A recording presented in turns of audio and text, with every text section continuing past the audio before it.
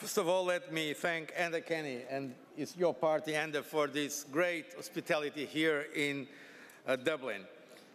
I'd like also to congratulate Joseph Daul for his election as president of the EPP. Joseph Daul, because of his strong European commitment, I think is the right person to continue the great action of our former president that we miss so much, Wilfried Martens. Congratulations, Joseph. Dear colleagues, we are discussing here the future, but let me start briefly by reminding us where we were some time ago. These have been very challenging, very exciting years, 10 years that I've been leading the European Commission. And I want, first of all, to thank you for your confidence and your support. I think everybody agrees, even those who are not our supporters, that these have been, namely the last 5 years, the most difficult years in economic terms since the beginning of the European integration, an unprecedented crisis. 2 years ago, in the beginning of 2012, I have invited for a brainstorming most distinguished economists in Europe, including the chief economists of all the big banks operating in Europe. And I've asked them, what do you think is going to happen in the euro area? What do you think, for instance, about Greece? All of them, except one, said by the end of the year, 2012, Greece will no longer be member of the euro. And many of them told me there is a real risk that there will be the implosion of the euro. And in fact, we don't know, some of them also coming from the United States said, and there is a risk of disintegration in the European Union. And what happened? Not only we did not have Greece exiting the euro, Greece is now holding the presidency of the Council of the European Union. Not only we did not have the implosion of the euro, we have more members in the euro with our friends from Latvia. Not only did not have the disintegration of the European Union, but we have today a broader European Union with a new member, Croatia, and we have shown the extraordinary resilience and how important is our force in the European Union, and I think we should be proud of it.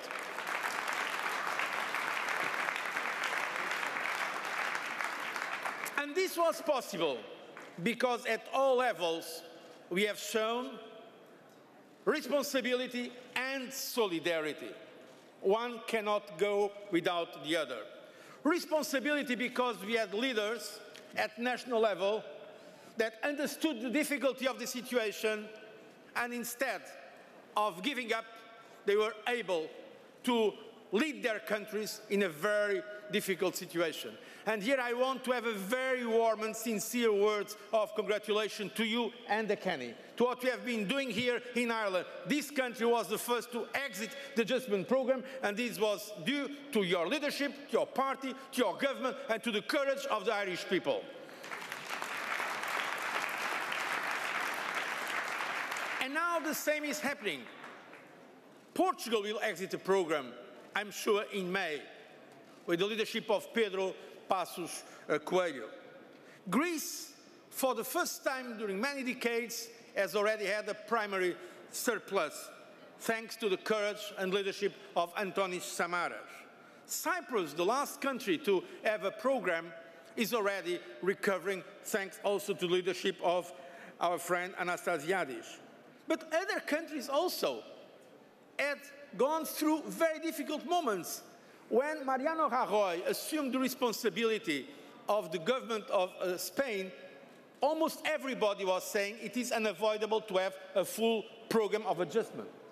And it was possible, also thanks to the courage of the Spanish people and the leadership of Mariano, that Spain is now one of the dynamic economies in Europe.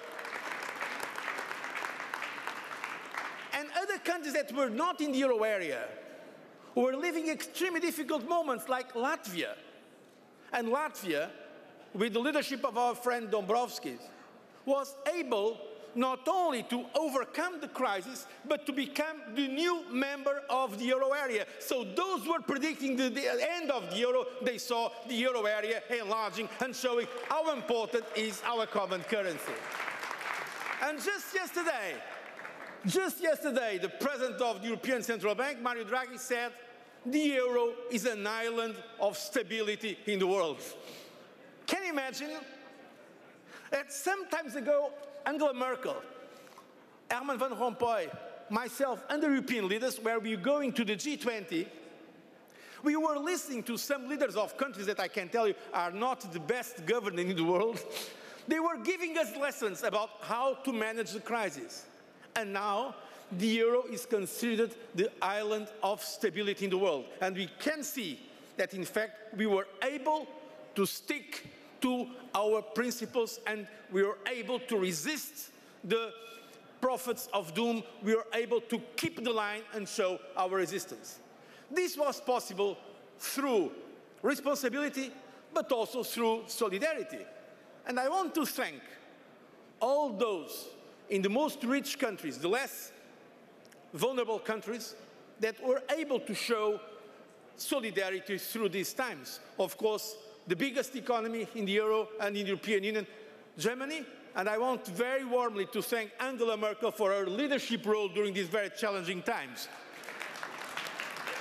Because, let's be honest, dear colleagues, you know, and I know it now because I've been working on this for the last years, day and night. Our union is complex. We have 28 countries. Not all of them have the same perception of things. There are different financial cultures, not only between, let's say, Finland and Greece, sometimes also between Germany and France. There are different cultures. But at the end, after many discussions, it was possible to take decisions to create European Stability Mechanism, a kind of European IMF with more than 700 billion euros of capital. We have improved the governance rules of the euro area because we understood that discipline is necessary. We have, and the European Commission is very proud not only to have put this legislation ahead, but also improved the financial regulation and supervision. Great work in the Commission by Michel Barnier, that is today with us here as well. And we were able also to come with some instruments for the social part, like the Youth Guarantee, the Youth Employment Initiative, because we are not, as some people say, looking just to fiscal discipline. We want Europe to grow. And I want to make this point because I think it is important for your campaigns. Many people, when they think today about Europe, they think about austerity. They think that Europe is responsible for austerity, but this is not true. The responsibility of the austerity policies does not come from the European Union or for the euro. The responsibility for these policies comes from the irresponsible behavior of the financial markets and also for irresponsible governments that have accumulated excessive debt. So Europe was not the origin of the problem. Europe is part of the solution. And I want a Europe that is committed to the idea of solidarity, responsibility, but also solidarity. And I think now that we are now exiting the crisis, that recovery is there, but we cannot yet say that we are happy because we have a very high level of unemployment. That is why we need now more than ever to implement our initiatives for youth employment. We need to show that we care about people, that, as was already said, that we are for a social market economy. It means an economy that puts the person, the dignity of human being at the center. There are two gods that we do not respect, that we do not adore. We don't adore, like some forces in the extreme left, the state, because we are not collectivists, and we do not adore the market like some ultra-liberals want. We are for a social market economy, an economy that puts at the center the dignity of each person, a man, a woman, a child, and not the state or the market for state of market's sake. And this is our message, I think, for the elections. Yes, we have many problems. I know the problems well, but dear colleagues and friends, when we see what's going on in Europe and in the world, when we see those people in freezing days and nights in Ukraine, waving the European flag, saying how much they wanted to be close to us with our values and also our levels of prosperity, I think in Europe we should, in fact, sometimes look at what we have got and what we do not want to lose. Look at what we have as assets in Europe, our great culture, science, technology, democracy, openness to the world, because we want to remain open to the world. Some people protest against globalization. It is like protesting against the wind or against the rain. The world is in that process. Let's work together, not to suffer globalization, but to protect our values and to promote our interests in the world.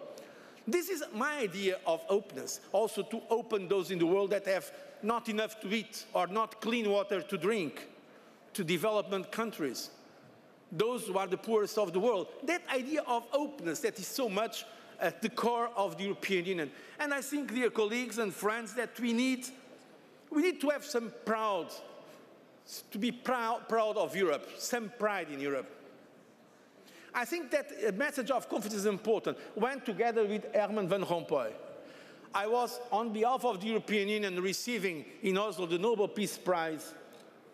I think not only it was one of the most important moments of my life, but I think I can say that we were proud of what Europe has achieved during all these years. And one of the problems I think you are going to see during the election is that very often we hear these discourses of pessimism. I call it sometimes the intellectual glamour of pessimism. Yes, there are things that do not go well in Europe. The European Union is not a perfect construction, neither are the governments at national level a perfect construction. But if there are criticism to make it, but do not turn your back to Europe. Let's be proud of Europe. Let's be proud of the work that we have done together at the government level, in the European Parliament. All this legislation for reinforced governance, for financial supervision was approved in the European Parliament thanks to the work of many of our colleagues here. Let's be proud of what the Eurogroup has done also under the leadership of our friend Jean-Claude Juncker. I want also to express my gratitude to Jean-Claude for his experience and what he has given to the European Union in those most difficult years. But let's be proud of Europe, not with a message of nostalgia for the past, not the désabusé, not about the theories of decline. Let's have some hope. You are all leaders. You are all European.